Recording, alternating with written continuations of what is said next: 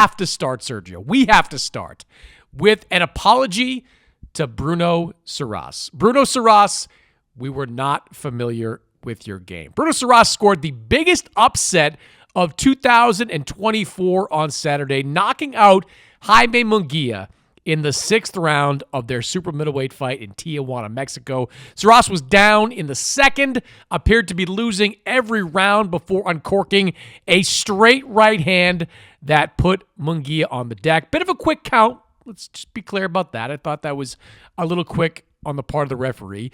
But Munguía was in bad shape when he got to his feet. So, Bruno, again, on behalf of this show, we apologize to you. Sergio, your thoughts on this huge upset of Bruno Surace?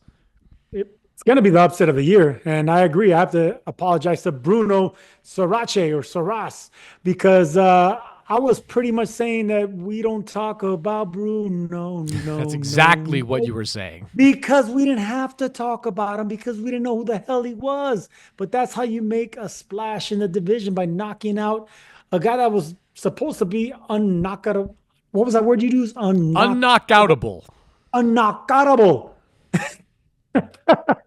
I won't say it again. But yeah, a guy that could take a punch, a guy that Canelo could have knocked out, a guy that Rosado could have knocked out, Derevyanchenko could have knocked out, John Ryder, I can go on and on. He has that Mexican chin. He has the Mexican bravado. He has that Mexican style. Leave it to Sarraz with 4 knockouts to come and knock out this Mexican. It was incredible. So bravo, Bruno. You deserve it. You deserve another big payday. This is what boxing's all about. You can bet we're going to put respect on your name next time around. I mean, it was incredible to see that replay over and over again because, Bruno Surace afterwards was talking about how, they're working on counterpunching and they thought that was going to be a big part of their game plan. This wasn't a counterpunch, right? Like, Bruno Surace got pushed up against the ropes, and for whatever reason, Jaime Munguía stopped throwing. And in that instant where Munguía stopped throwing, Bruno Surace just wound up and uncorked a massive right hand that caught Munguía right on the chin and put him down on the canvas. And Sergio, I can't help but feel in the aftermath like this was inevitable because, no, Munguía has not been knocked out in his career. He did go 12 full rounds with Canelo Alvarez. But how many fights have we seen Jaime Munguía leading with his chin against Gabe Rosado, against Derevyanchenko, against Canelo Alvarez? It was only a matter of time, really, before somebody busted that chin. And while I didn't believe it was going to be Bruno Surace, who had 4 knockouts on his resume coming in, and a resume that was filled with bad fighters, or at least guys with bad records, club-level guys, I didn't think it was going to be him. But in the aftermath of it all, it's like this was going to happen sooner rather than later. You can't, be all offense in the way that Jaime Munguía is and not expect someone to clip you. And unfortunately for Munguía, in a nothing burger of a fight, a homecoming fight that he probably didn't make that much money for, that was just a stay busy type of fight, he gets knocked out in front of his home crowd, and now he has a long way to rebuild.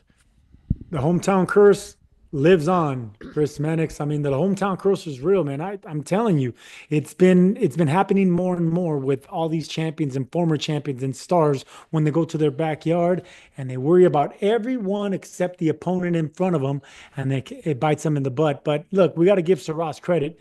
He got him with that club punch. That's what we call it in East LA, man. That's what you call that club punch. I don't know if you remember the Jamie Foxx when we used to talk about the club punch, when you cock that right hand and then you catch him over the top without your opponent looking. That's how it was with Munguía. Munguía knocked him down. He went for the knockout. He couldn't stop him. Sarraz, sometimes that's the best thing that can happen to a fighter, when he goes down and then the other guy tries to stop you and he wears himself out. He blows his wind a little bit. I'm not going to say blow your load. Yes, you just did, but yeah, okay. Yeah, he gets a little winded. Then you're going to get hit with something in return. So yeah, man, Bruno took advantage of that. He got him on an angle, and it was a money punch. You don't have to have a high knockout ratio whenever you put everything behind a punch and it lands cleanly on the chin, especially when you do it on a little slight angle. So Ross caught a little angle. He loaded up that right foot and he came with everything. It was like a right hook. You're bound to knock someone out with that club punch, man. I mean, it only takes one shot, whether you have 4 knockouts or not. So credit to Bruno. He got the knockout. He's King Kong right now, man. And I would love for Munguia to come back and give him a rematch, or for Sarraz to cash out and get another big name at 168, because he deserves it. Yeah, club punch is probably the correct boxing way to put it. I likened it to like a baseball player, right? It was like a home run hitter, because in baseball, you take that big step forward with your left foot and take a big swing if you're going for the fences. Like, he took a big step in with that left foot and then just released that right hand with everything that he had and caught Munguia in the absolute perfect spot. It was wild watching the replay, Sergio, because everyone in that building was a Jaime Munguia fan. You could see some of his friends ringside, like banging on the canvas. They were right there in the middle of that small venue, just banging on the canvas, begging Munguia to get up. And look, it is notable. It's notable that this referee in Tijuana, Mexico, gives Munguia a fast count. Again, it might not have been matter, because Munguia, when he got to his feet, stumbled backwards and stumbled back against the ropes. Maybe the referee could have stopped it then, but that was definitely a fast count on Jaime Munguia, which surprised me with Tijuana. On Sarraz, I just love this guy, because afterwards, you bring up the rematch, and naturally you'd think like Sarraz would love to cash out, right? Like he'd love to take the rematch, get a bunch more money. Who cares what happens after that? But Sarraz afterwards is like, yeah, I'm not really a super middleweight. I'm probably going to go back to middleweight. Maybe the rematch can happen. That was such a flex by Bruno Surace in that moment. I would love to see Bruno Surace, who is now 26-0, go back to France, win like 24 more fights against nobodies, retire at 50-0, and call himself TBE. Like, I want that from Bruno Surace right now. The French TBE. And I love the fact that when he was done, he went down and he wanted to meet his idol, the Mexican icon, Julio Cesar Chavez. And he went over there, he was taking pictures. Chavez got up, hugged him, and told him how proud he was and how happy he was for him to come and do that.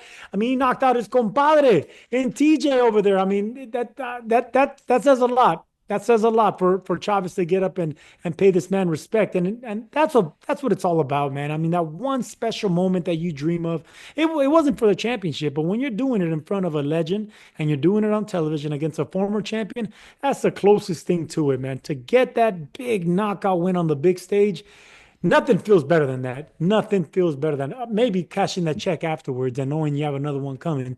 But it's a beautiful feeling, beautiful feeling. So what do you do now, though, if you're Jaime Munguia? Like, obviously you're going to push to get that rematch, but if you can't get it, how do you rebuild if you're Munguia? Because this was a guy that was being penciled in for one of those big spring dates against either Christian Mbili or Edgar Berlanga. Like, he was ready to go. This was kind of one of those fights where he was trying to stay active. I don't really know why he was trying to stay active in this date. He just fought in September. This will be the third fight of 2024 for Jaime Munguia. He had a tough fight against Canelo in May. Went 10-11 rounds with Eric Bazinian, and now he's gonna come back in Tijuana like to fight Bruno Surace. Like, I have no idea why he was taking this fight to begin with. Now he doesn't really go all the way to the back of the line, but if he can't get that rematch, he's gonna have to win a couple of fights to make himself relevant once again. Munguia made a boatload of money, man. He's already happy. He's sitting happy, fat and happy with the millions and millions of dollars that he's made. He reminds me of Daniel Jacobs. Daniel Jacobs made a boatload of money after Canelo, and he lost that hunger. I mean, he pretty much retired fairly young. I don't know if he's officially retired, but he doesn't want to fight. He doesn't care about fighting because he's made the tens of millions of dollars. Munguia's on the same boat. You lose hunger, you lose the eye of the tiger. You don't want to go to the gym. You skip dates. That's just the way it is, man. And they deserve it. I mean, whenever you have over 40 fights, I mean, you've been in the business a long time, and add the amateur game, add all those training camps, and considering that Jaime Munguia is not a defensive wizard, those training camps were rough. Those sparring sessions were rough. All these other fights were very tough, especially the last four that he's had. So Jaime Munguia is actually a lot older than the 28 years old that shows on his resume. Okay, hold on. He's a lot older. Whatever. I don't know if I really believe that, but he's got this long career fighting nobodies. Like, you don't believe that? Jimmy Hold on, let me Kilrain Kelly was was that a fight that we were? Let me cut was that you a tough off. fight for Jaime Munguia? Let me cut you off. I can give you an example. I like giving examples on the Mora and Mannix show, okay? Because Mannix that's what and shuts Mora, you yes. up. Sonny Edwards, about the same age. He just retired. He lost the hunger. He got the big fights. He got knocked out by the big names. He wasn't able to do it on the big stage, and he got knocked out, and he called it a career. At the same age that Munguia is looking flawed already. Munguia is looking like he's already at the end of the road. People they're retiring younger, man. They're taking tougher fights early in their career, which is what we want. We want these guys to fight the best by the time they're in their mid-20s. What are these tough fights that Jaime Munguia is facing? What were the tough fights he had in his career? What was anything above B level that he had in his career besides Canelo Alvarez? Derevyanchenko. That was a war. It wasn't supposed to be, though. Like, Derevyanchenko was viewed as a faded fighter at that point. I'll give you another one, even though it didn't go the distance. Spike O'Sullivan. Spike O'Sullivan rocked come and on. hurt Munguia.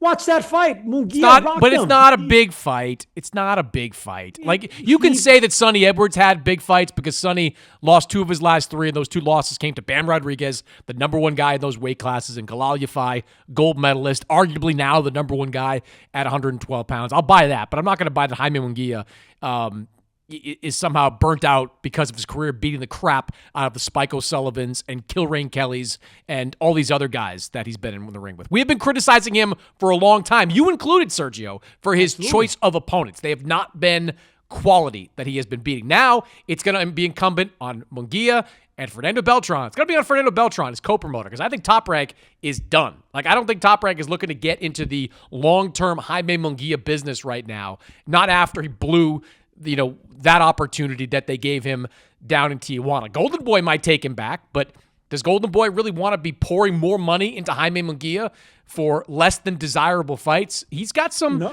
rebuilding to do, Sergio. You know what? As he does this, to spin it forward, get away from Eric Morales. I'm sorry. Get away from Eric Morales. Like, you've at some point got to become a defensive-minded fighter, right? He has been with Eric Morales for, 5-6 years now? For quite a bit of time. Dipped in and out, went with Freddie Roach for a little while. Freddie, I thought, was pretty good for him. You got to become a complete fighter if you want to win at the championship level. Eric Morales, as awesome as he was as a fighter, Hall of Fame fighter, correct me if I'm wrong, all offense, no defense. Like, he was a whirling dervish in the ring. That is not, and you can only do that if you're special, like Eric Morales. Jaime Munguia is not special. He has got to become a more complete fighter if he wants to win a championship level fight. Eric Morales extended his career a little bit more, even though what he tried to teach him, Jaime Munguia would do it for about 2-3 rounds, then go back to what he is. That's what he does. He resorts to what he likes to do, and that's fight, flat-footed, coming forward and blocking punches with his face. At least with Freddie Roach, he came doing it behind speed, behind aggression, the right aggression, and conditioning. I mean, the sparring at Wild Card's incredible. I say it all the time. So I think leaving Freddie Roach was a mistake. All right, but of course, it's hindsight now, because I think Morales, he showed flashes of some good stuff too, but you can't teach what you are. Anytime you have a great fighter, great fighters, great athletes, don't make great coaches. Never.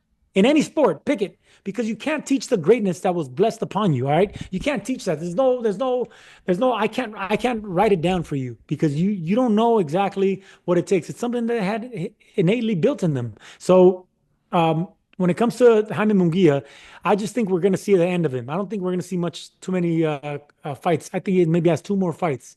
Mark my words. And I think they're going to be more match room. I can see him fighting Berlanga, of course, or maybe even a Diego Pacheco. But I think that's the route that Jaime Munguia goes to. I don't think it goes back to Golden Boy. I think Beltran takes him to Matchroom and cashes out his last couple of paychecks. Well, I think at this point the word is out on Jaime Munguia. Like, he spent years taking Golden Boy and DAZN's money for these bad fights, all to build towards this Canelo Alvarez fight. Now he's got a loss to Bruno Surace on his resume, and I don't know that a major promoter is going to look to invest in him, not until he gets the momentum back on his own. I think it's going to be on Fernando Beltran and his company to rehab Jaime Munguia and get him, back to a level where major promoters want to invest.